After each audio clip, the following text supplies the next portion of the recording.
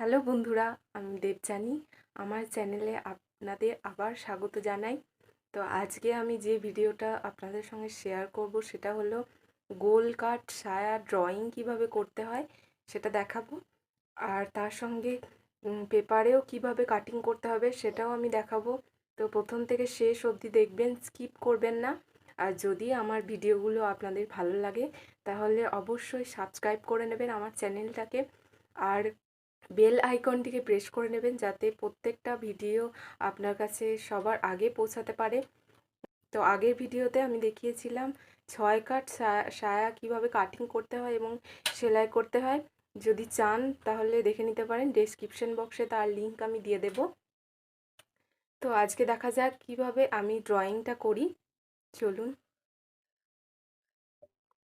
এই হলো আমার গোল কাট সায়া ড্রয়িং।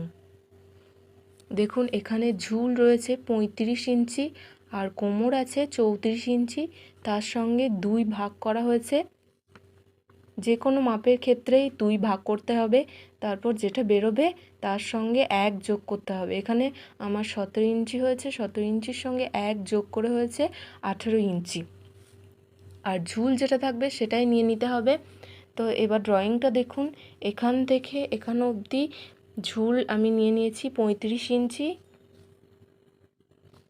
আর এখান থেকে এখান অবধি কোমরের 2 ইঞ্চি, অর্থাৎ কোমর আছে 34 ইঞ্চি, 34 ইঞ্চির সঙ্গে 2 ভাগ করেছি, ভাগ করে হয়েছে 17 ইঞ্চি। এখান থেকে এখান অবধি আমি 17 ইঞ্চি নিয়ে নিয়েছি। তারপর নিচেও 17 ইঞ্চি নিয়ে নিয়েছি। এটা যে কোনো মাপের ক্ষেত্রে একই নিয়মে করা হবে। এবার এই দুটো দাগকে মিলিয়ে দিয়েছি। তারপর কোমরের বেল্টের অংশটা দেখুন, এখান থেকে এখান অবধি লম্বাটা হচ্ছে, কোমর আছে আমার 17 ইঞ্চি, 17 ইঞ্চির সঙ্গে 2 ভাগ করেছি, ভাগ করে যেটা বেরিয়েছে 17 ইঞ্চি, 17 ইঞ্চির সঙ্গে 1 ইঞ্চি যোগ, অর্থাৎ 17 আর 1 ইঞ্চি হয় 18 ইঞ্চি। এখান থেকে এখান অবধি লম্বাটা আছে 18 ইঞ্চি। আমরা জানি বেল্টের চওড়াটা সবসময় 4 ইঞ্চি অথবা 5 ইঞ্চি নিতে হয়। এখানে আমি 5 ইঞ্চি নিয়েছি, আড়াই আড়াই করে, অর্থাৎ একটার সঙ্গে একটা ফোল্ড হয়ে যাবে। এবার এই মাপটাকে আমি পেপারে কাটিং করে দেখাবো। এখানে আমি একটা পেপার নিয়ে নিয়েছি। এবার এই পেপারটাকে আমি কাটিং করে দেখাবো।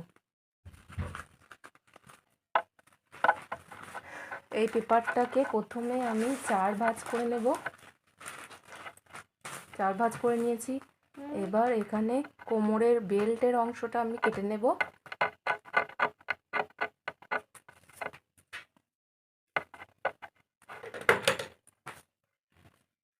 তো এখানে চওড়ার মাপটা প্রথমে 2.5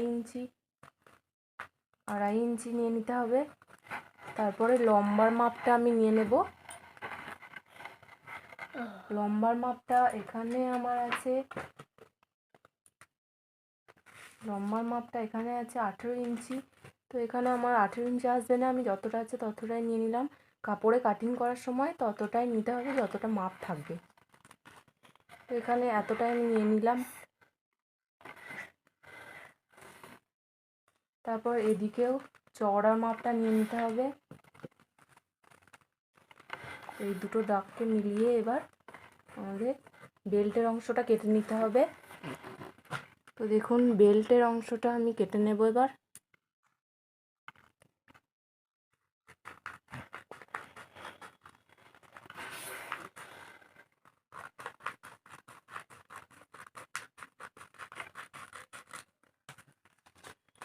বেল্টের অংশটা কেটে নিয়েছি, এবার এটা সাইড করে রেখে দেব। এবার এই অংশটা থেকে ঝুলের মাপটা নিয়ে নেব। এখানে আমার ঝুল রয়েছে 35 ইঞ্চি। তো কাগজে 35 ইঞ্চি ধরবেন, আমি যতটা আছে ততটাই নিয়ে নিলাম। লম্বার মাপটা নিয়ে নিলাম। এবার এখানে কোমরের মাপটা 17 ইঞ্চি আছে। তো এখানে কোমরের মাপ যা থাকবে কাপড়ে তাই নিয়ে নিতে হবে। আমি এখানে মোটামুটি একটা আইডিয়া করে নিলাম। তারপর নিচে ওপরে যা মাপ নিয়েছি নিচেও তাই মাপ নিতে হবে। তারপর এই দুটো দাগকে মিলিয়ে কেটে নিতে হবে।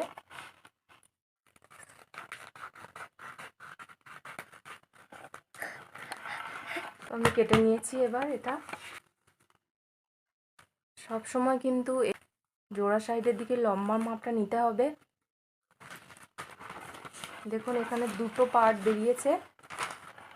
এবার বেল্টের সাথে এই দুটো পার্টকে এখানে কুচি দিয়ে এই দুটো অংশই এইভাবে কুচি দিতে হবে। তারপর এই সাইডটা জুড়তে হবে আর বেল্টের সাথে এই দুটো পার্টকে জুড়ে দিতে হবে। তারপর নিচের পার্টটাও একটু মুড়ে সেলাই করতে হবে। এর পরের ভিডিওতে আমি পুরো কাটিং এবং সেলাই দুটোই দেখাবো কাপড়ে। তো আজকের মতন এইটুকুই। যদি আমার ভিডিও ভালো লাগে তাহলে অবশ্যই সাবস্ক্রাইব করে দেবেন আর একটা লাইক করে দেবেন, যাতে এই ধরনের ভিডিও আমি আরও ভবিষ্যতে করতে পারি। তো আজকের মতো এটুকুই। নমস্কার।